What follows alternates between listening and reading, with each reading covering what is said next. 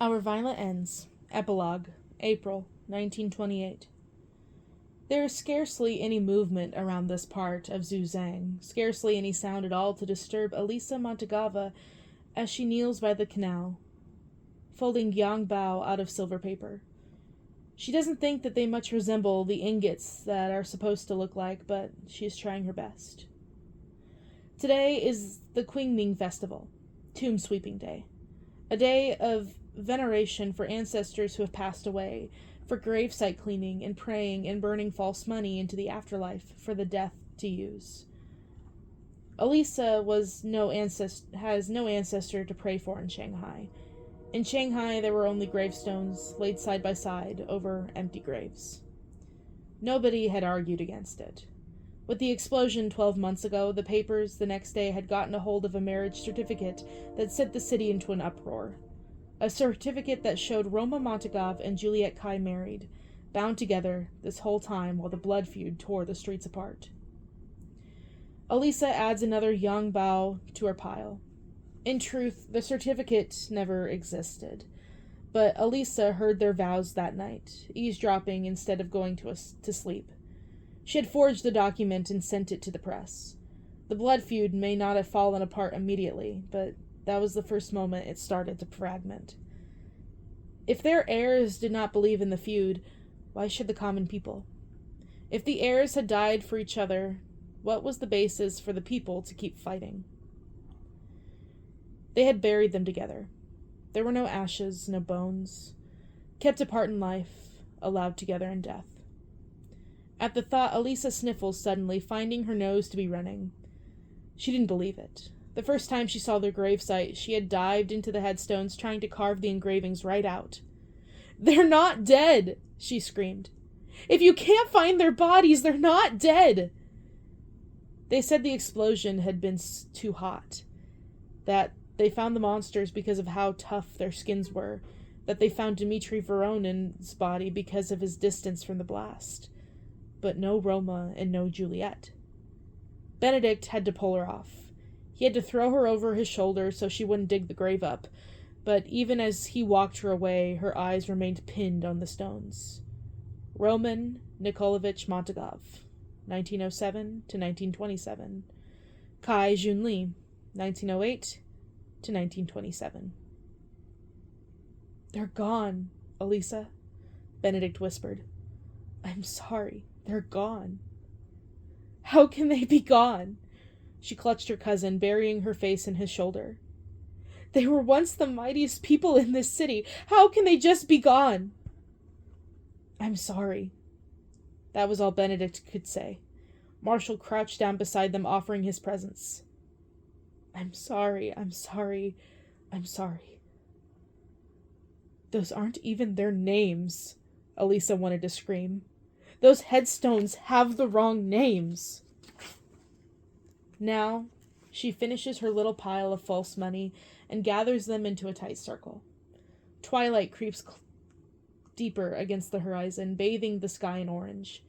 Elisa is here because she cannot stand the insincere gestures in Shanghai, cannot bear to join the crowds at the cemeteries, all the sobbing faces who didn't even know her brother. Benedict and Marshall had fled the city a month after the explosion. They wanted to take her with them to Moscow, where no one knew who they were, where no one had heard of the Montagovs and their legacy, where Kuomintang generals wouldn't be on the hunt for them. Elisa refused. She wanted to know what happened to her father. She wanted to see what would happen to her city. She hadn't gotten any good answers. Her father remains missing, and the city slowly returns to normal. War rages through the country with no sign of ceasing, but Shanghai has always been a city in a bubble. War rages on, and the city tells the tale of Roma and Juliet like some folk song passed between rickshaw runners on their breaks. They speak of Roma Montagov and Juliet Kai as the ones who had dared to dream. And for that, in a city consumed by nightmares, they were cut down without mercy. "Elisa Montagava, it is starting to get cold." Elisa turns around, squinting in the dark. I'm almost done. I would have been faster if you had helped me fold. A grumble. I will stay here. Don't fall into the water. Elisa strikes a match, bringing it to the false money. She cups the flame so that the soft wind does not blow it away. Her hands steady until an ember catches and flares to life. Today of all days, there will be crowds upon crowds tending to Roma and Juliet's gravesite. Which is why Elisa had come here, instead, to Susang, where Roma once said he wanted to go. If the human soul has an afterlife, has a will, then he would be here for rest, and Elisa had no doubt that Juliet would follow. It had been absolute hell trying to find a way out of this little township. Elisa no longer lives at White Flower headquarters. Headquarters doesn't exist anymore, taken over by nationalists and soldiers once the White Flowers were run out. Benedict was immediately worried when he was leaving with Marshall, wondering what Elisa was going to do, where Elisa was going to go. She already had an answer for him. He hadn't liked it, but he couldn't stop her. She became a communist spy. It isn't what she cares all that much for the cause. It isn't even that she likes the people very much. Short of her superiors who decide her tasks, and on the occasion drive her out into the countryside when she pouts for long enough. But she sees the city trying to revert to its old ways. She sees the lines and cracks growing and growing, and she wonders what it's all for. Why her brother made such a sacrifice if nothing is going to change. The White Flowers are fractured beyond repair. The Scarlets have disintegrated. Lord Kai joined the ranks of the Kuomintang. The government sits steady. And yet the city hums with injustice. No true law, no true rule. Foreigners lurking at the seams, waiting for the moment the Kuomintang missteps. Imperialists in the other parts of the country, their armies at the ready, simply biding their time. Elisa is no expert in politics, but she is quick and nimble. She crawls in and out of hiding spaces before anyone can see her. She hears the reports of the Japanese taking land in the north. She hears the British and the French plotting to consume what they can. For as long as the country is kept in chaos, the people fear the fates that they mourn in Juliet and Roma. For as long as hatred lurks in the waters, the story of Juliet and Roma starts anew. And Elisa just wants them to have peace. The sun sets over the horizon at last. Elisa watches the papers burn, letting the darkness fall around her. Soon it is only burning fire that illuminates the canal. The flames reflect back in her dark eyes, warms the breeze that swirls around. I wish you could see it, Elisa whispers into the night. They find hope in your union. They wish not to fight anymore. The canal trembles with the wind. Its water sloshes, the only sound in the clearing. Most people in this small township have already retired for the evening, shuttering their windows and laying their heads to sleep. Elisa, I'm growing wrinkles. Don't be dramatic, Celia. The fire was finally finishing burning, so Elisa nudged at the ashes with her foot and turns to leave. Her superior is a few steps away, looking as if she is guarding the canal. But there was no one nearby to guard from, and besides, there is nothing in Susang to worry about. She uses the term superior lightly. The others are far older, but Celia can't be any more than 19, the only one who will put up with Elisa's annoying requests. There has always been something similar about Celia, as if Elisa has met her briefly before, but she can't quite put her finger on how or when, at least in a way that makes sense. Elisa bounds over, even when she comes to a stop. Celia is watching the canal, her eyes scanning the darkness. You come into Susang all the time on solo mission runs, Elisa says, trying to cite what she is taking up so much of Celia's attention. Are you afraid your contacts will spot me? Maybe they'll want to work with me instead? Celia jerks her eyes to Elisa, taken aback. How did you know that I come here? You bring back buns with the shop labels on them. Stop feeding me if you don't want me to know where you're going. A long exhale. Celia points a warning finger at Elisa. Don't tell. It's off the record. Elisa mocks a salute. She doesn't protest as Celia turns her around by the shoulders and pushes her to start walking. Their car is parked outside the township.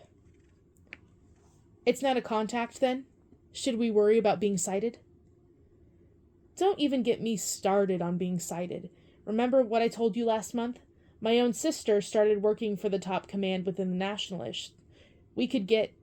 She imitates a pistol with her hand and makes a shooting noise. Sniped at any moment. Elisa giggles, but it trails off quickly, feeling out of place.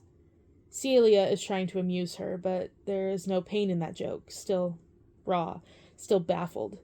Celia has said nothing about who her sister is. She barely even shares any information about herself.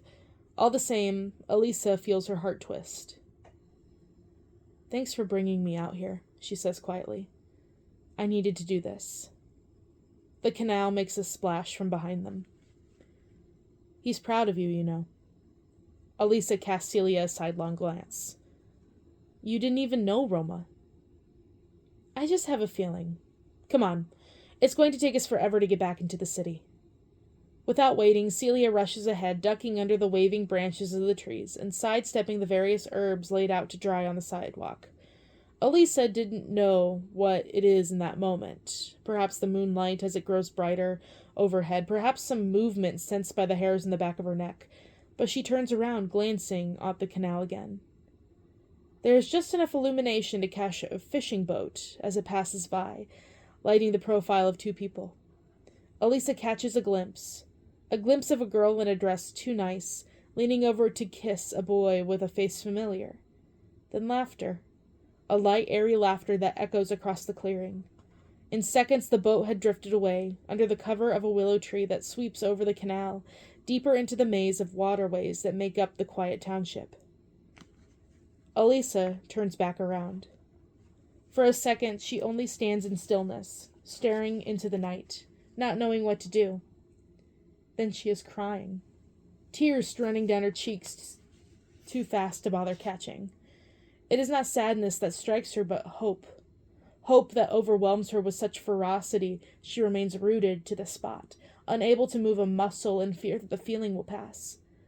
She could run after them. She could chase along the canal, keep going and going until she finds the fishing boat, see them with her own two eyes, and know.